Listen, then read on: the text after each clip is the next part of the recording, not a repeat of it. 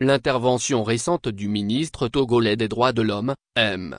Paco Madjrouvi, sur les antennes de France 24, au sujet des manifestations en cours dans le pays, a soulevé un émoi légitime dans l'opinion publique. Plus que les mots employés, ce sont le ton, la gestuelle et l'attitude corporelle du ministre qui interpellent. Dans ce contexte marqué par une tension sociale palpable, l'apparente nervosité de celui qui est censé incarner la sérénité républicaine laisse songeur.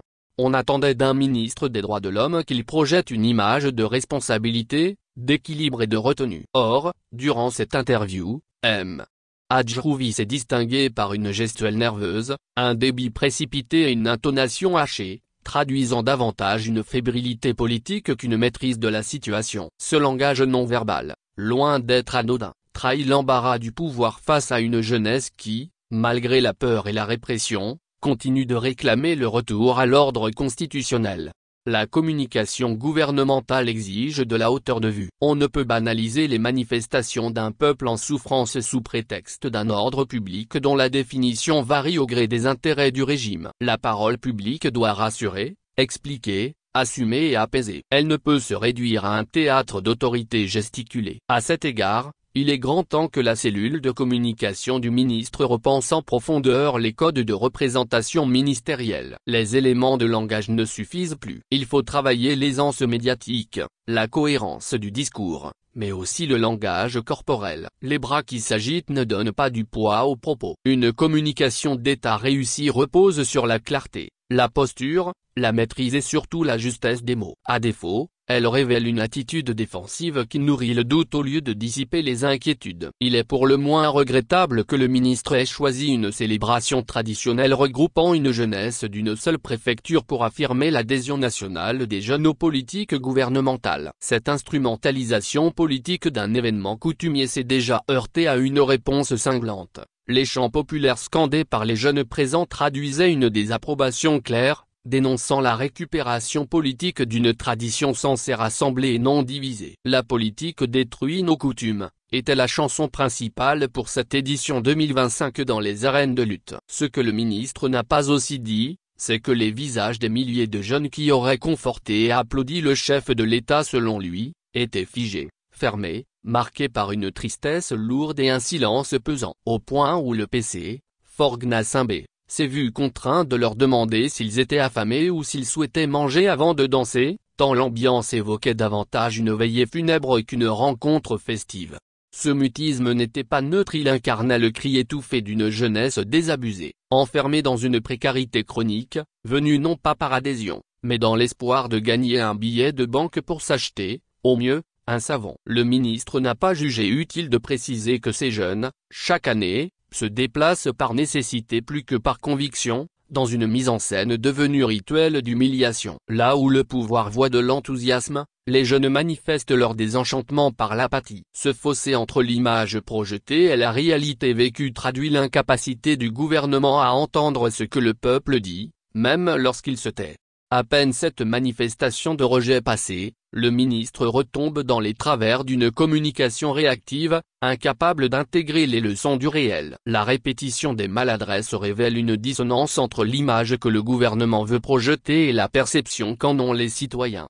Lorsque le ministre affirme que les manifestations ne sont pas interdites, il se heurte au mur des faits. Depuis plusieurs années, de nombreuses demandes de manifestations ont été interdites ou réprimées, souvent sans décision judiciaire préalable. Les libertés publiques, pourtant garanties par la Constitution et les engagements internationaux du Togo, sont suspendues dans la pratique, remplacées par une logique d'autorisation politique qui dénature le principe même de liberté d'expression.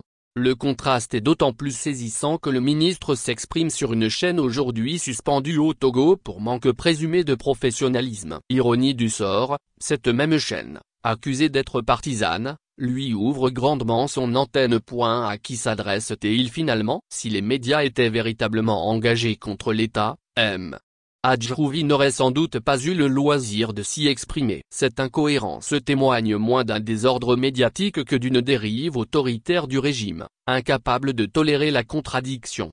L'aveu du ministre selon lequel il y a eu des morts lors des manifestations est un tournant majeur. Mais il soulève une série de questions graves. qui a tué ces manifestants, qui rendra des comptes. Une chose est désormais établie, des Togolais sont tombés lors de manifestations. L'État, par la voix de son ministre des Droits de l'Homme, le reconnaît. Dès lors, l'obligation de vérité et de justice devient inéluctable. Faute d'une justice prompte à diligenter des investigations crédibles et transparentes, il appartiendra au ministre, dans sa fonction et dans sa conscience, d'apporter un jour les éléments qui manquent aujourd'hui au droit, et d'assumer sa part de responsabilité dans la construction d'un récit d'État qui ne pourra éternellement éluder les faits. Le ministre, pour justifier la répression, évoque des appels à attaquer des ambassades et des services publics. Mais une accusation, pour être recevable dans un état de droit, exige des preuves matérielles, des arrestations circonstanciées, des faits établis. Quels jeunes ont été interpellés dans les enceintes diplomatiques avec un arsenal de guerre en main? Aucun élément tangible n'a été produit à ce jour. Le procureur de la République n'a jamais communiqué sur une telle accusation. L'on ne peut, au gré des peurs fabriquées, justifier la suspension des droits fondamentaux. Une telle déclaration, sans fondement judiciaire, alimente les soupçons de manipulation et de criminalisation de la contestation. Elle renforce le sentiment d'un gouvernement plus préoccupé par sa survie politique que par le respect des règles qu'il prétend défendre. En définitive, cette interview, loin de rassurer, a mis à nu les failles d'un régime en perte de maîtrise de son discours. Le langage gestuel fébrile du ministre, son discours imprécis, ses contradictions, tout concourt à fragiliser l'image de l'État. La chaîne suspendue, sur laquelle il s'exprime, devient paradoxalement le miroir de l'effondrement de la parole officielle. Car dans ce pays, ce ne sont pas les médias qui se délitent, ce sont les institutions qui se dérobent sous le poids du doute. La vérité, elle, demeure simple, droite et tranquille. Elle n'a pas besoin de bras levés, ni de voix criarde pour s'imposer. Comme le dit l'adage, quand la force des arguments manque, on use de l'argument de la force. Mais la vérité, elle, finit toujours par surgir. Et ce jour-là, elle ne criera pas, elle parlera en silence.